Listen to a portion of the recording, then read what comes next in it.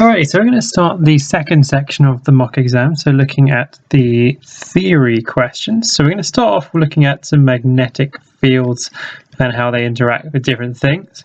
This will be a very similar setup to what an oscilloscope looks like inside this sort of your electron gun over here and your fluorescent screen.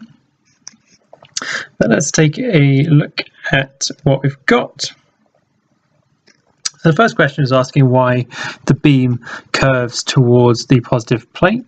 So what happens is your anode here and your filament, essentially you've got electrons being accelerated across this way, and because they're negatively charged, they're going to be attracted to the positive plate and repelled by the negative plate. So the key thing is that electrons are negatively charged for the reason why that happens. So why is it that we know that all the electrons have the same speed? So the key thing is, you see all the electrons went the same direction, so they had the same trace, which we can see going along here. And the key to realizing why that means they got the same speed is remembering the equation that links the force and the velocity. So these two are constants, so you can kind of forget about those and see that the force is directly proportional to the velocity. Now, because they travel on the same path, we know they've been acted on by the same force, and it's because we know they have the same force that we can conclude they have the same velocity, or conversely, if they had different velocities, they'd have different forces, so they take different paths. That's the logic there. And then in terms of where we've got these accelerated electrons, so the key thing is your filament has emitted electrons and then they've been accelerated by the potential difference applied. So the reason that electrons escape from the filament is because it's very hot, which means it can transfer a large amount of thermal energy to kinetic energy for the electrons. Because if the electrons can gain enough kinetic energy, they can escape from the filament. That's how it's going to work. And then once they've escaped, they're going to be accelerated by a potential difference. It's called VA in this case. So E times V is an expression for the work done by the potential difference, and that's transferred into kinetic energy here. So that's where this equation comes from right here. So then if we scroll down, we want to know in which direction we should apply a magnetic field in order to end up with a straight line. So remember before we have the force, oh, that's gone a bit bendy, from the electric field going up. So that means we need the force from the magnetic field going down. So that's the direction of the force from the magnetic field. Now I've got electrons coming across this way, which is the same as having a flow of positive particles that way. So we point our thumb downward in the direction of the red arrows, our middle finger to the left, the direction of the positive charge. We can see that our field lines are pointing into the plane of the page, and they're pointing in perpendicular, or coming in normally or perpendicular to those other two dimensions there. So that's what it's looking for there.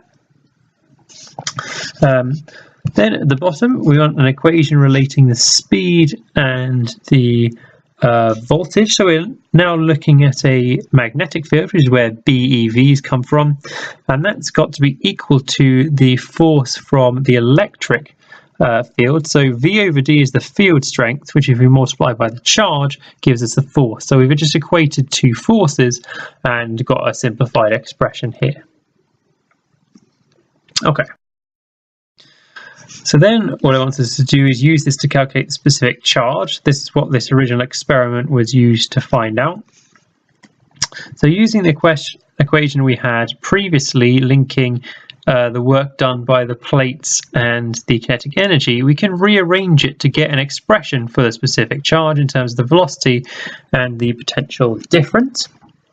And then what we can do is we can use the other equation to substitute in for v squared. So this is from the force equation that we had, which gives us an equation like this in the end with these different things given here. So we can plug the numbers in and we end up with this value here, which is the correct specific charge for an electron, or this value to two significant figures. Okay, so that's magnetic fields. Let's move on to the next question. Okay, so this next question was taking a look at resonance and mass spring systems. So what we have in this scenario is your mass spring system and a motor that's applying a forced vibration to cause it to oscillate, and it gives it this displacement profile right here. So what do we mean by forced vibration? It's when we apply a periodic external force.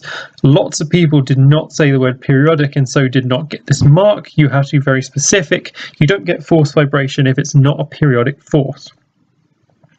So why would we get resonance in this system?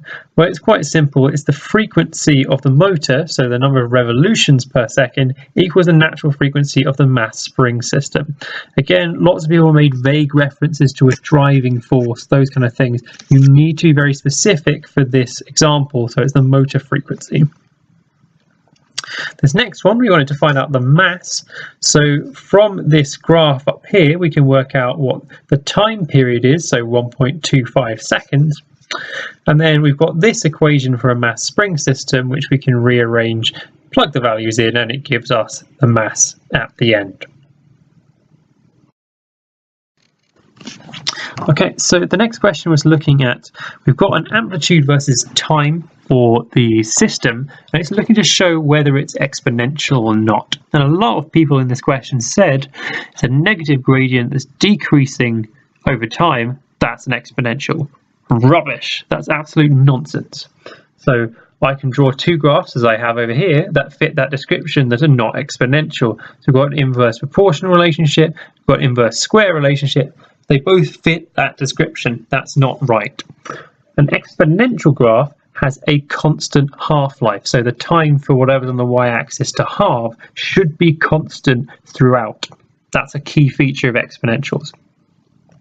So you can see I've done that on my graph. I've done 3 half-lives here and measured them from the graph and got roughly the same value every time, and therefore I've concluded exponential. That's what you need to do. Okay, so for the next one, in terms of getting the ratio of energies at this time over 20 oscillations over the original, the first thing you should do is work out essentially how long 20 oscillations takes, 25 seconds, what the amplitude is there, so they're reading this off the graph, and the final stage is remembering that the energy of SHM is proportional to the amplitude squared. So that's what you can see here and here. You've got them squared, divided them, and you get a value around this, and there was a small range of values you could get for this, but you needed something around there. Okay, so that finishes this question. Okay, so this next one's looking at a GPS type satellite. So the first question is asking us to work out how far away the satellite is from the surface of the Earth. I can already see it setting up a trap for later on, but we'll get to that. So it tells you it takes 68 milliseconds to travel, and the thing to remember is that it's going to travel at the speed of light because it's a microwave signal. So this is just a simple distance is speed times time, and you end up with 2.0 times 10 to the 7 once you round it to two significant figures there. So then what it wants us to do is show the gravitational field strength at this position. So the first thing is we need the right equation, so this is from your formula sheet, and the next thing is to remember that you need to factor in both the radius of the Earth and the height to give you your r there. So you can see I've used the unrounded version and then the radius of the Earth. You put those in and you end up with the right value that they're looking for there. So the trick most people would miss is this one right here. So that's the first part. So then we're going to take a look at how we can calculate the speed. So from circular motion, we know the acceleration, or this this case, would be equal to v squared over r. So if we want v, we just need to rearrange that slightly, plug in our values, our unrounded values, and then we'll end up with the right velocity for our satellite. Time period, there's a few different ways you can calculate it, but seeing as we've got v, it makes sense to do it this way. So 2 pi r is the circumference, v is its speed, so dividing those two would give you what the time period was. If you put all those values in unrounded, you should end up with 4.4 times 10 to the 4 seconds there. So the final question I'm looking to look at in this video is looking at specific heat capacity. So we've got a tray of 0.2 kilograms of water, 20 degrees, and we want to freeze it. So we're going to drop to 0 degrees in 10 minutes. We know the specific heat capacity, how much energy is lost. So that's what this equation here is for. It calculates the amount of heat energy you have to take out to change the temperature by a certain change. So we've got the mass, specific heat capacity, change in temperature, so we'd have to extract 1.7 times 10 to the 4 joules of energy to do that. So to get the rate at which it's losing energy, or the power if you like, we need to work out that energy and divide it by the time it had to do it, so 10 minutes, and that would give us our rate at which it's losing it, or the average rate at which it's losing it, 28 watts.